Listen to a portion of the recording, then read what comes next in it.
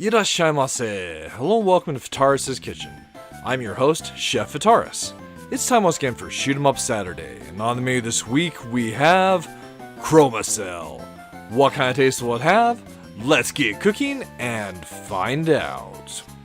From developer 171 Dev, Chromacell originally released for the PC via Steam in September of 2024.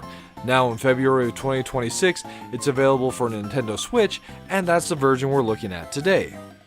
This title is a retro-styled horizontal scroller.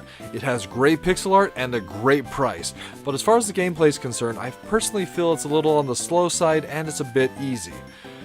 There is also a demo available on Steam, so you can check it out that way.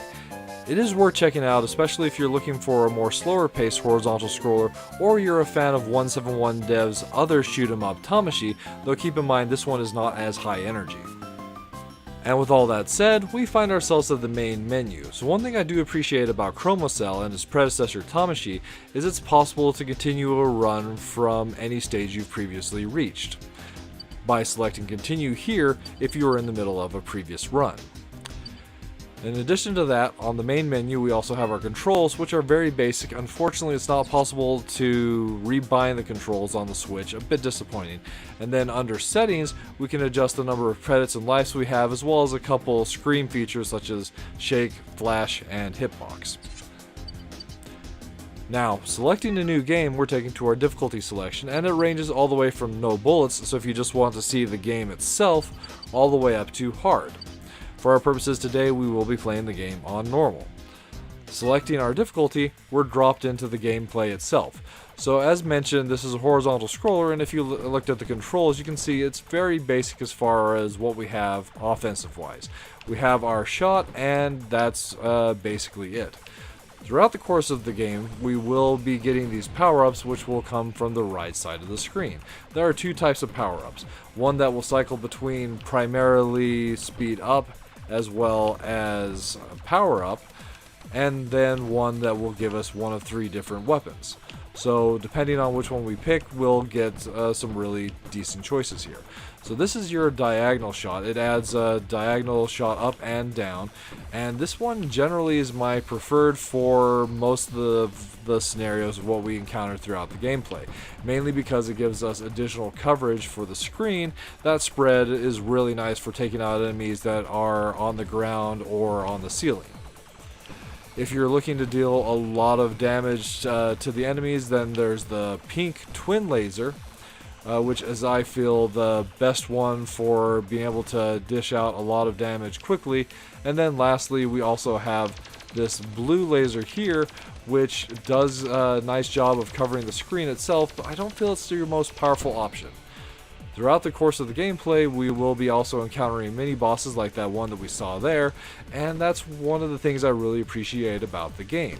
So the mini-bosses themselves have a really great look about them. The pixel art is really stellar, so it's great to be able to see all the different bosses and mini-bosses that the game has, and every once in a while we'll also get sections like this where the gameplay changes up a little bit. Unfortunately, one of the things that I was mentioning is that the gameplay does overall feel just a little on the slow side. So if you happen to go and take damage, then one of the options for that speed power-up will become a plus shield. So now let's talk a little bit about life. So in the top left of the screen, we have the number of lives we have available to us. So you can change that in the options menu as noted before, but then next to that we have the number of shields, and that's dependent on the difficulty setting that you have set. So for the normal difficulty, we have 3 shields, represented by those red bars. So if you take damage, then it's possible to restore that by picking up those power-ups, and with that type of system, it actually becomes very easy to 1cc this game. And indeed, just as long as you're not counting like taking hits and losing the shields themselves, even getting a no miss or a no life loss run can actually be fairly doable on normal and certainly easy difficulty as well. So one of the last things to go and talk about as far as the gameplay is concerned is if you've been watching really closely, you might notice that every once in a while there's been kind of like this star-like flash in certain parts of the screen. Usually either it's in a pit or just on the backside of a ledge or something like that. And that is what this game refers to as secrets. So each stage has 3 secrets, and it's basically what you're looking for to be able to full clear the game. So there are 10 stages total in the game, and each stage has the 3 secrets, so you're looking for 30 secrets total. However, once we get to the end of this stage, you'll see that depending on how you want to do a run, it's not necessary to play all the stages. Now we've come across our first boss, and this gives me a good opportunity to talk a little bit about one of the things I do have a little bit of an issue with the game. So the power-up you can get just doesn't feel like it does a whole lot. There's no meter indicating an increase in power, and there's no meter, shot change, any of that. So it really just doesn't look like you're getting all that much stronger, and it doesn't really feel that way either. You are, but it's really at a minor level. So using some of the weapons, I've been able to get an increase of about 25% against that boss with a little bit of testing.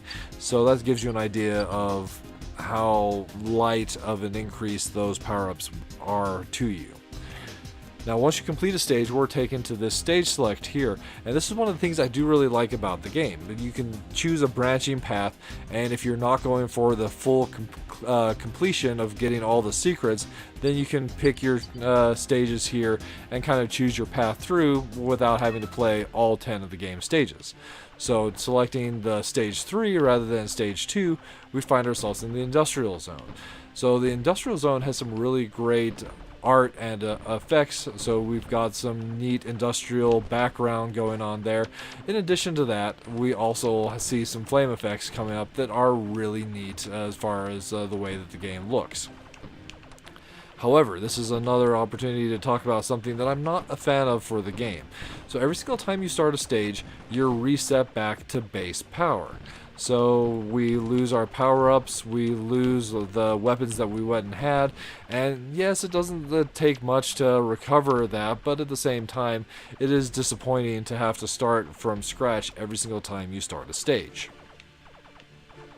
That does also reset your lives and your shields though, so if you're looking for that 1cc, that makes it like that much easier to get to that point.